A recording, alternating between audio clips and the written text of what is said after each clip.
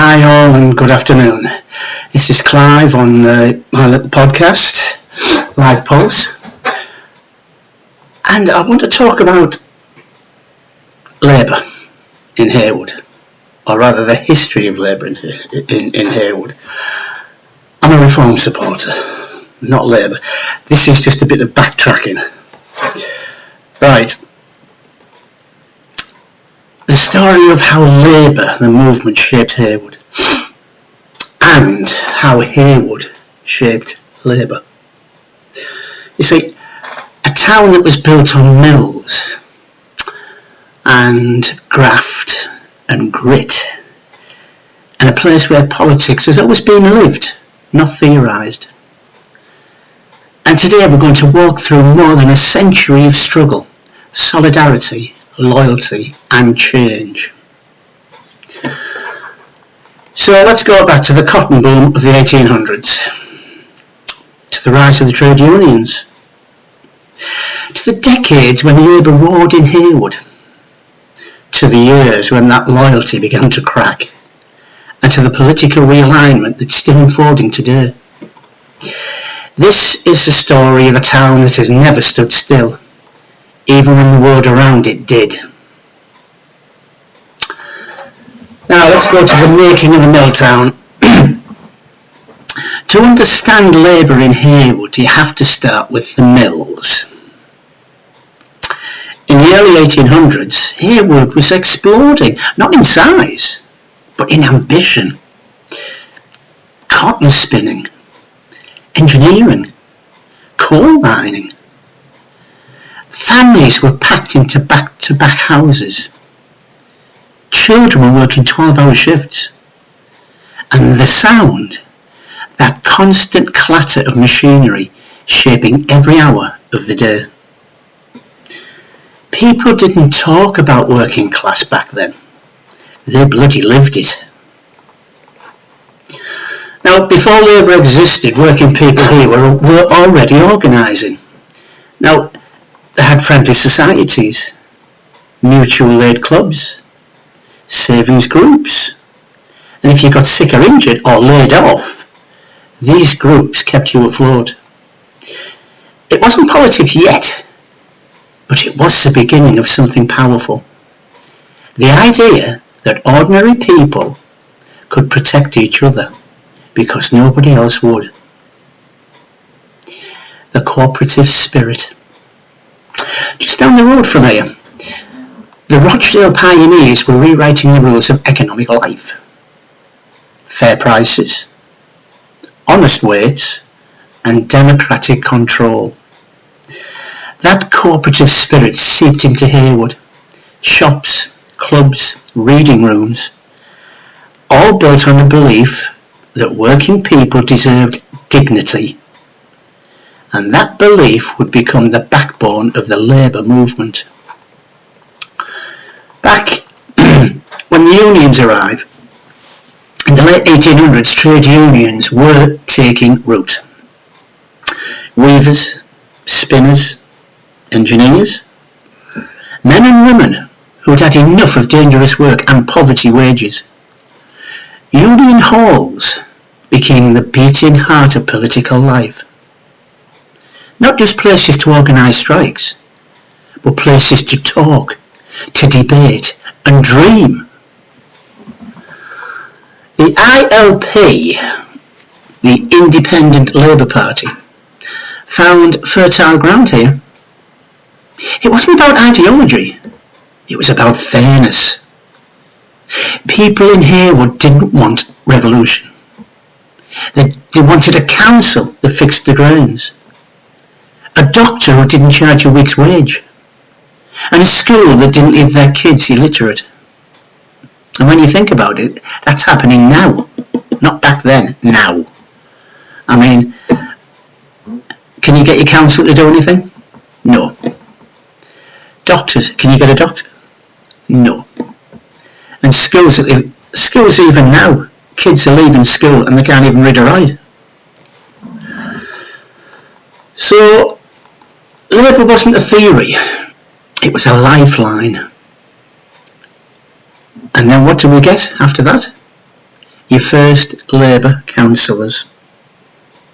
Now, when the first Labour councillors were elected, they focused on the basics: clean water, public baths, libraries, sanitation, small things that made a big difference, and people noticed. Heywood was becoming a Labour town, not because of speeches, but because of results. You see, during that time, the world wars and the working class, the Great War changed everything. Families were torn apart, wages were frozen, there were food shortages, and when the soldiers came home, they demanded something better. Labour's message, security, fairness, dignity, resonated like never before. Cotton slumped, that was in between the wars. Unemployment soared, and Heywood felt the pain. Labour councillors fought for relief funds, housing improvements, and public works. They weren't perfect, but they were present. After the Second World War, the country wanted change, and Heywood voted for it. The NHS, council housing, welfare protections, these weren't abstract policies, they transformed daily life. For many families here, Labour became more than a party, it became part of their identity. From the 1950s through to the 1980s, Heywood was solid Labour territory. Union membership was high, industrial jobs were stable, and Labour MPs were seen as champions of the town. Then we came deindustrialisation. Then came the closures, mills shutting down, engineering firms downsizing, whole streets losing their livelihoods. Labour fought, but couldn't stop the tide. And for the first time, cracks appeared in that once unshakable loyalty. 1997 brought a wave of optimism, regeneration money, New Deal programmes, investment in schools and health. For a while, it felt like Labour had reconnected with towns like Heywood. But underneath, something was shifting. And it was called disillusionment. The early 2000s were complicated. We had Iraq. We had the expense scandals.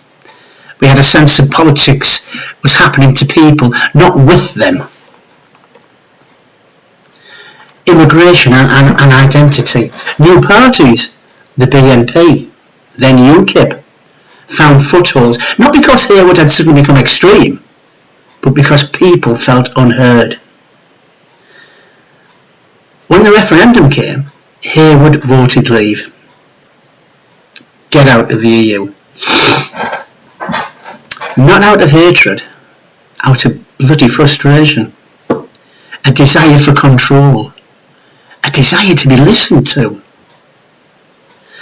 Labour's national message didn't land, and the gap widened. The warning signs were there. UKIP nearly took Heywood and Middleton. A political earthquake, but one many dismissed. The 2019 general election. Then the red wall fell. Heywood and Middleton turned blue. A moment that would have been unthinkable 20 years earlier. Then we come to Reform UK and the new landscape. Now, today the political map is still shifting. Reform UK has tapped into anger, frustration and a desire for straight-talking politics. Labour is trying to rebuild trust, and voters are weighing their options more independently than ever. Heywood isn't a Labour town anymore. It isn't a Tory town. It's a town that votes with its gut and its lived experience. I spoke to people across Heywood, older residents, young voters, business owners, former union reps, and the message was the same and the message was clear. People want honesty, they want action, They want politics that feels connected to real life. Not slogans, not spin, just common sense solutions. So Heywood's political story isn't a straight line.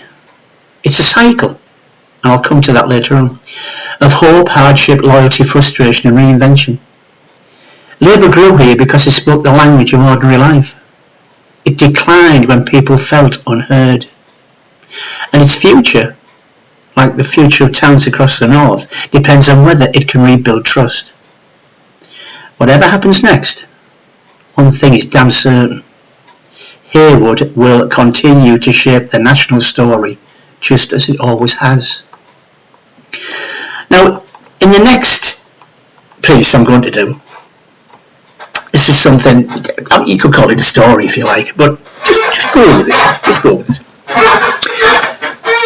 Today, we're going to a place called Heywood. And if you're thinking, okay, where's that? That's kind of the point. Heywood could be almost anywhere.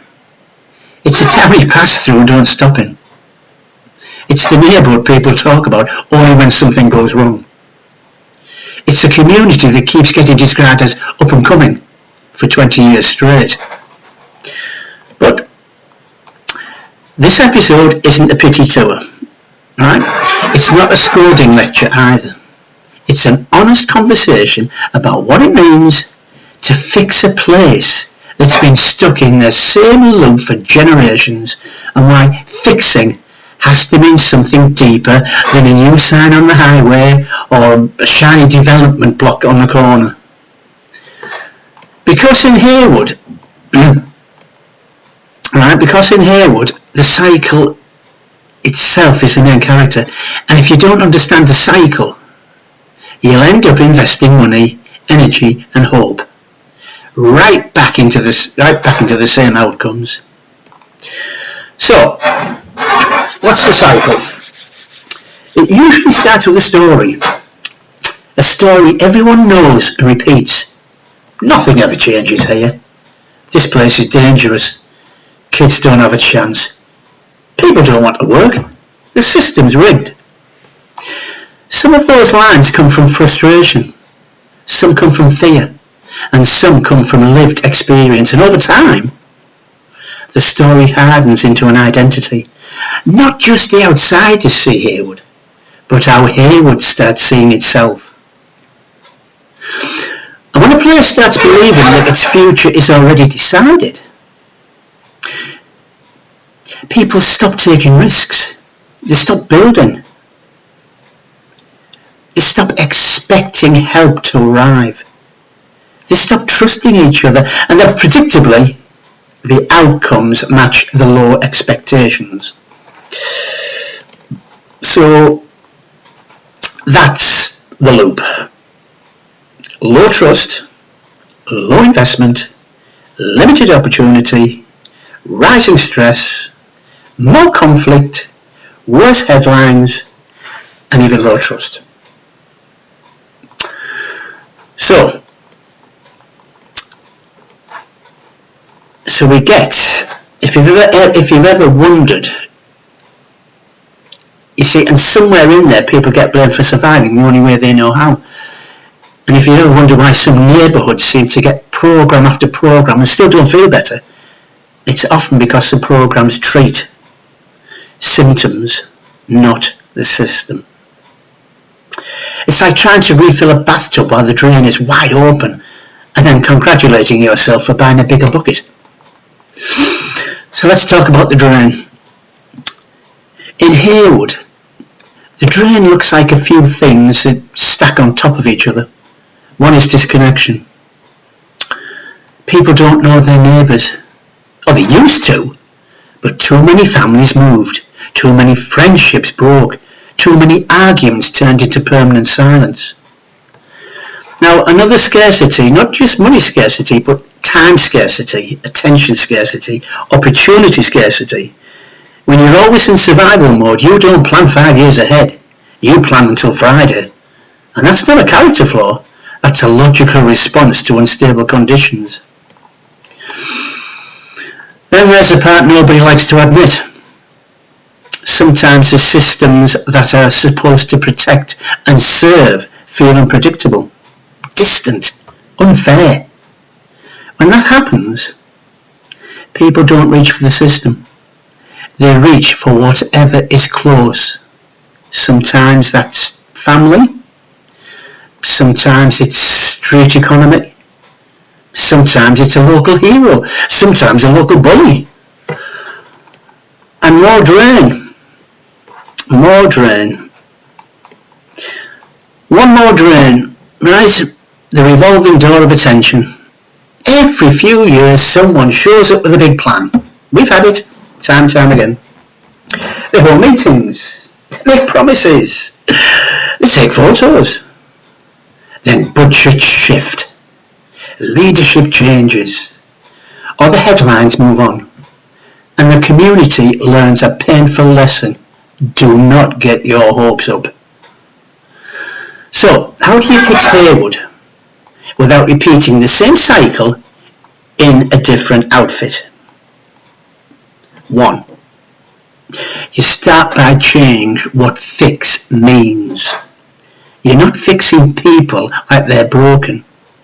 You're rebuilding the conditions that make healthy choices realistic, not heroic. Here's one of the hardest truths. Heywood doesn't need one saviour. It needs 1,000 small repairs that actually hold. The kind that restore trust. The kind that make daily life less exhausting. The kind that help people believe their effort will be rewarded. That begins with connection. Not the buzzword version. Real, practical connection. Who can call who when a problem shows up? Who knows the local shop owners by name? Who can watch the kids for an hour or so someone could get to an interview? Who checks on elderly neighbours when the heat goes out? If you think that sounds small, ask yourself, how many problems become emergencies because people are isolated? How many conflicts escalate because nobody in the middle can step in? And how many opportunities disappear because one missing ride, one missed form, one confusing phone call becomes the final straw? Fixing Heywood starts with making everyday life easier to navigate. That means building community infrastructure. Build community infrastructure that's boring but powerful. Reliable transportation. Clear access to services. Safe public spaces. Consistent after-school programs. And job pathways that don't require knowing the secret handshake. And let's talk about jobs for a second, because job creation is often treated like a magic phrase around here. But in Heywood, the question isn't just, are there jobs? It's, are there jobs that match people's lives? If the schedule is unpredictable, if childcare is expensive, if the bus doesn't run early enough, then the job might as well be on the bloody moon. So, the fix isn't only about employers moving in. It's about smoothing the friction between a person and a paycheck. Transportation, childcare, training that leads somewhere, support when someone messes up once and needs a second chance instead of a permanent label. Now, there's another piece that matters just as much. Dignity. People can smell condescension from miles away. If every initiative is delivered like a lecture, it will fail. If every community meeting treats residents like suspects or statistics, it will fail. If the message is, we're here to save you, people will tune out, even if the intentions are good. Breaking the cycle means designing with the community, not for the community. That sounds like a slogan, so let's make it concrete. Designing with Heywood means paying local people for local insight, putting residents on decision tables with real power, not just feedback. Hiring from within the neighbourhood, not as a token, but as a bloody strategy. If you want stability, build careers that let people stay and invest in their own streets. It also means listen to what people complain about, because complaints are often data. If everyone says the same corner feels unsafe, that's not just negativity, that's a signal. If everyone says the same office is disrespectful, that's not just gossip, that's a system problem you can actually fix. And yes, enforcement matters too. Safety matters, but in stuck places, safety can't rely only on punishment. If the only time the system shows up is when something goes wrong, then the system becomes associated with fear. A safer Heywood means prevention, youth programs, mental health support, conflict meditation, lighting, clean streets, spaces where people can gather without getting pushed away. Here's a question people in here would ask, sometimes with anger, and sometimes with exhaustion. Why do we have to prove we deserve basics? That question matters.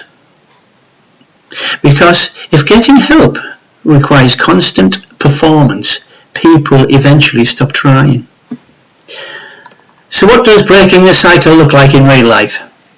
It looks like consistency. Not one flashy project, a chain of smaller actions that repeat until trust comes back. It looks like a landlord being held accountable so families aren't cycling through unstable housing. It looks like a school partnering with local mentors so students see a future that's not abstract. It looks like a clinic with hours that match working life.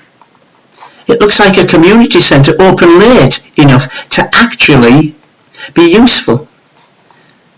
And it looks like a small business corridor that's supported not just with grants, but with foot traffic, safety, and steady infrastructure.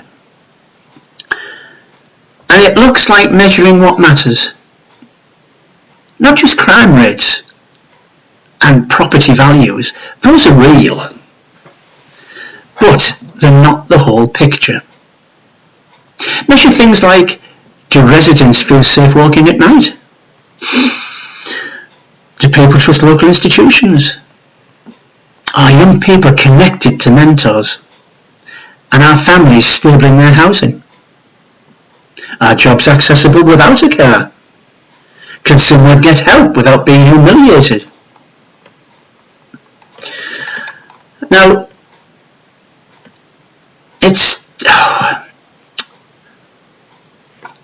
those values are real, right? And because a big part of the cycle is invisible, it's the stress in the background, it's a constant calculation of risk, it's a quiet belief that your voice doesn't matter. And that's why fixing Heywood is ultimately about power. Who gets to decide what the neighbourhood needs? Who controls the money? Who benefits from change? And who gets to stay when the neighbourhood improves? Let's be honest. Sometimes revitalisation is just a more polished word for replacement. The sidewalks get nicer, the rent jumps, and the people who held the place together for decades get pushed out. That's not breaking the cycle. Hey, what's that? That you made? Starkey video. Oh, hold on a minute.